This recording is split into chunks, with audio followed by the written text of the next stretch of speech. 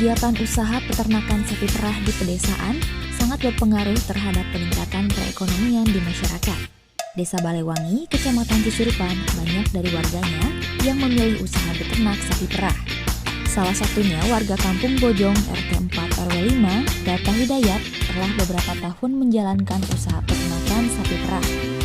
Usaha ternak sapi perah lebih menguntungkan daripada ternak sapi potong karena pendapatannya diterima setiap bulan.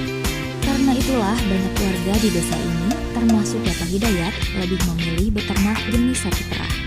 Upaya untuk meningkatkan produksi susu sapi perah mencapai optimal dapat dilakukan dari manajemen pakan, kesehatan, reproduksi, dan pemeliharaan sapi perah yang baik dan benar. Jenis pakan yang diberikan pada sapi perah pun mempengaruhi produksi dan kualitas susu yang dihasilkan serta dapat berpengaruh terhadap kesehatan sapi. Pemberian pakan diberikan 3 kali dalam satu hari sebanyak 10 hingga 15 kg silase dan konsentrat. Sapi yang siap diperah adalah sapi yang berusia 2 hingga 3 tahun. Pemerahan susu dilakukan setiap hari pukul 6 pagi dan pukul 4 sore. Biasanya dalam satu kali pemerahan menghasilkan 10 liter susu. Hasil susu yang sudah diperah disetorkan ke penampung susu kelompok petani sapi.